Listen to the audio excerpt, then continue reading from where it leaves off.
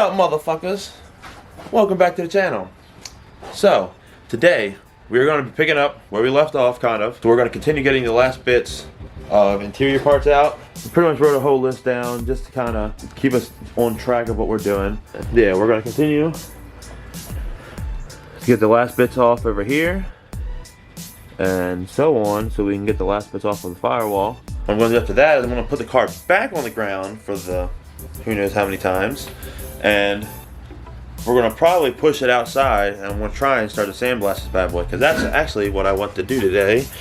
I started off by going to Harbor Freight, because I was like, you probably saw the video, he asked me to see if I can get him. He said he had a soda blaster Joe.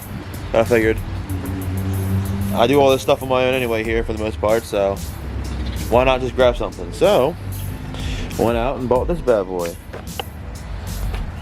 and got to assemble it first. This is this little abrasive blaster, and we got some glass bead.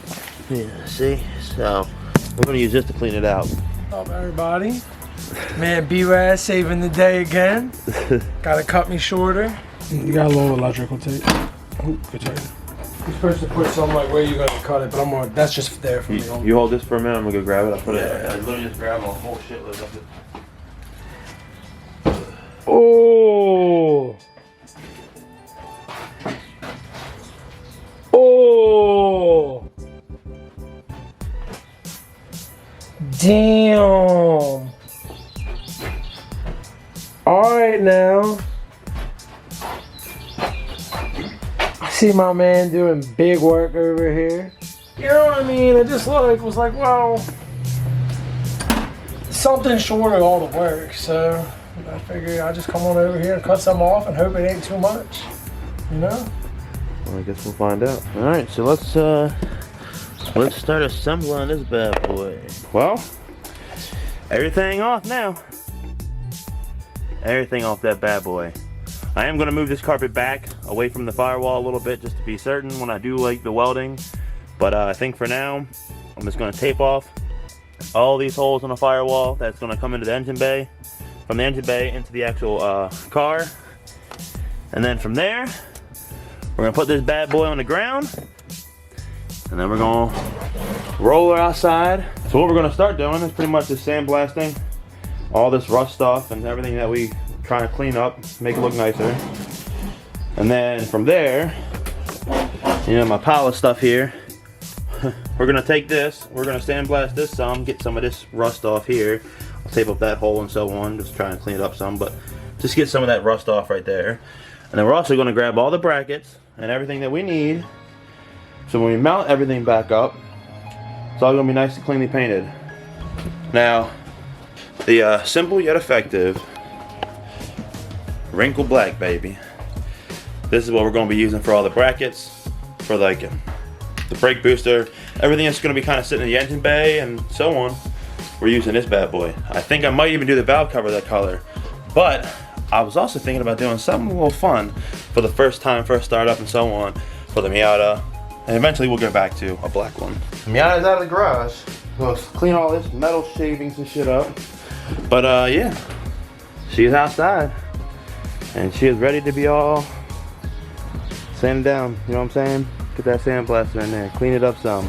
Get all that rust stuff off and them corners. Yeah. So let's pull this right in here.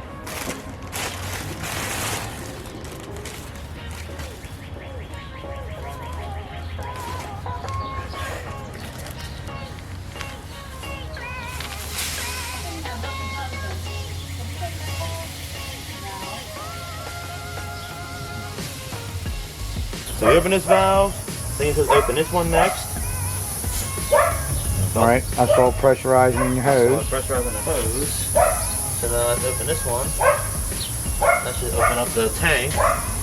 And this should open up sand. Some came out. Never used one of these, so I don't know how this is going to work, but we're going to try it.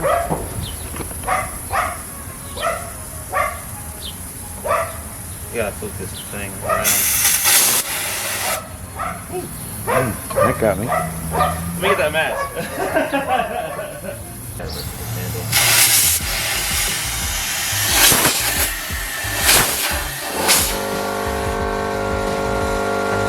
So I definitely gotta do that real quick. So you can see it definitely is working. Definitely knocking off that top layer and so on. But unfortunately, this just can't do the job. I mean, it said 6 to 25 CFM, and this said it puts out about 6 CFM, so I mean, it says on there somewhere it's like 6.2.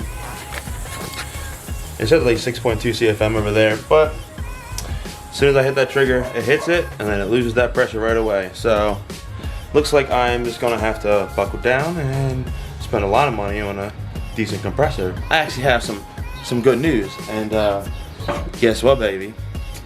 We got some plates, baby. Ooh, yeah, buddy. So we finally got our set of plates for the Miata, and we can continue this process. Now, this is actually the second set of plates that I ordered. I ordered the first set from a company, which I'm not gonna say the names because obviously it's probably something to do with the virus and so on. So that's why I didn't really worry about it. It's not that much money, so not a big deal. So I've actually had that ordered about over a month ago at this point, which is fine. Again, no big deal. But I did check on Flying Miata's website, and their website said that they were open and they were still shipping. So I ordered this set from Flying Miata. So cool that I got that. And that wasn't too bad of a wait. That was only about like a week and a half or so. So I'm fine with that. But that means that we can continue the process of the Miata build. First thing that I noticed is, I don't know if it's just because I didn't cut enough, or if you have to hit it up. I didn't see anything on there. I thought I cut enough, but either way, I don't really want to cut too much more. Or maybe trim off some here because the line's not perfect.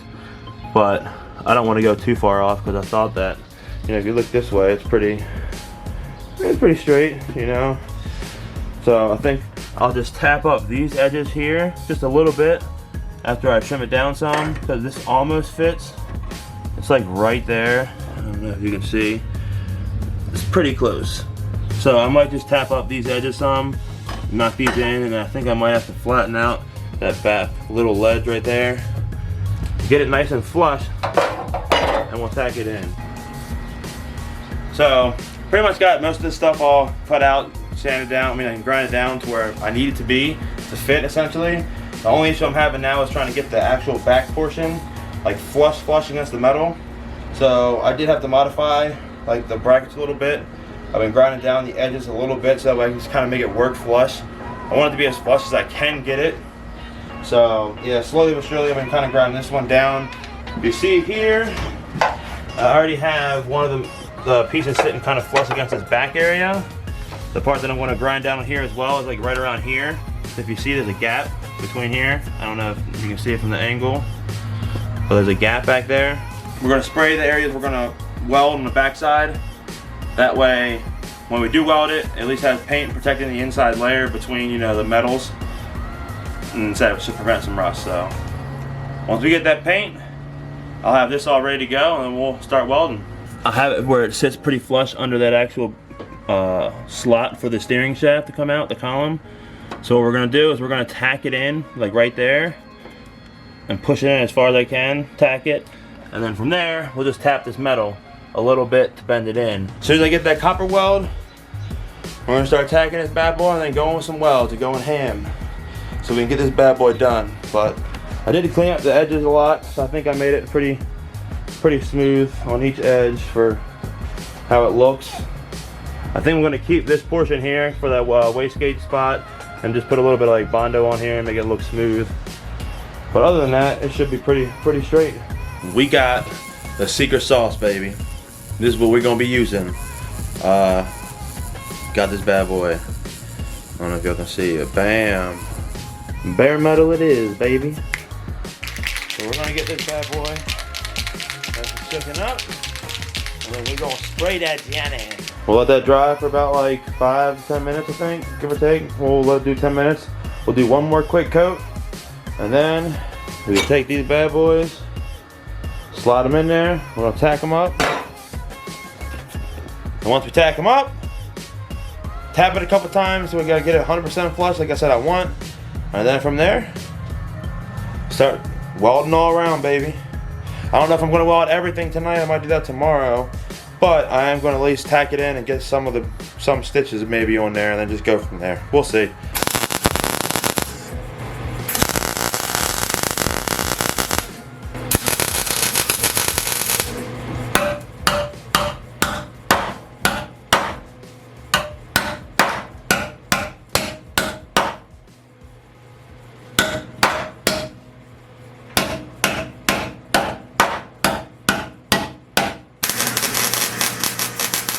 So it's about it's 11 o'clock. So your boy, I'm gonna clean up for now. Like I said, I got it tacked in here. I almost had my one little hole catch on fire. Well, actually, it caught on fire, but I contained it quick.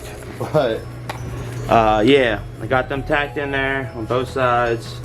Make sure that there's no fire, straight fire in there, because you can see I had the fire extinguisher sitting right there. Because, like I said, that bad boy caught on fire, and I was like, oh shit! And yeah, it was quick. So it's a good thing that Joe told me to take off all that all the stuff off the firewall, because as you saw now, that shit would, if you would have saw it, you would have like, oh damn, you're an idiot.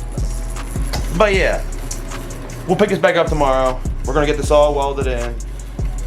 It's gonna be some hot shit. Let's just get right back into it.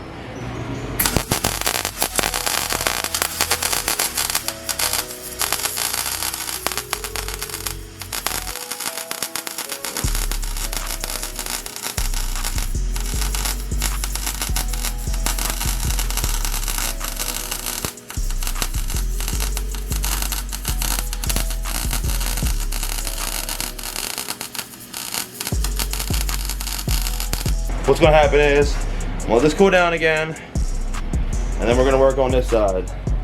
I have to get that side all done, so I think we can get this one pretty well. I kind of went overkill on this one. You probably didn't have to do as much as I did. I even did up on the underside here a little bit. And just a fair warning, if you got seam sealer still, I mean, if you got some sound deadening or anything inside the inside, that'll happen. But hey, as you can see, I got some good penetration on that bad boy. Straight hotness. But it's all good. Got everything welded up. I'm gonna show you what everything looks like before I do anything to it. This is exactly how I welded it. All this stuff's gonna be covered by seam sealer anyway, throughout. So, not too worried about it. Like I said, I am gonna grind down this spot here, but everything else I'm pretty much leaving as is, and we're not gonna touch. So, yeah. Plates are in, baby. So we got going on here now. Since we got that bad boy all set up for now, until we sand that down, I got all these brackets out here. I'm gonna take down a couple of things off of here, pulley and so on. Every bracket that I'm gonna paint pretty much is gonna get back on the car. We got Joe here, he's helping me out even though he doesn't want to and he hates me for it. We're getting everything a little started so we can paint this bad boy. And also gotta clean this up. Since I say I am running 1/6 stuff, I'm not going to go with the 1/8 rib belt. We're going to go with the V belt because it's already what's on the car. It's working fine.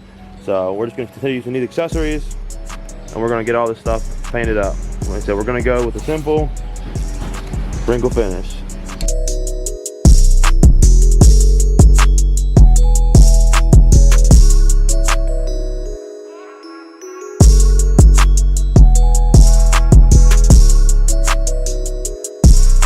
So we got all the brackets that we're going to be painting right now, the booster and all, just kind of hanging on this little makeshift rig, but it'll work. That way?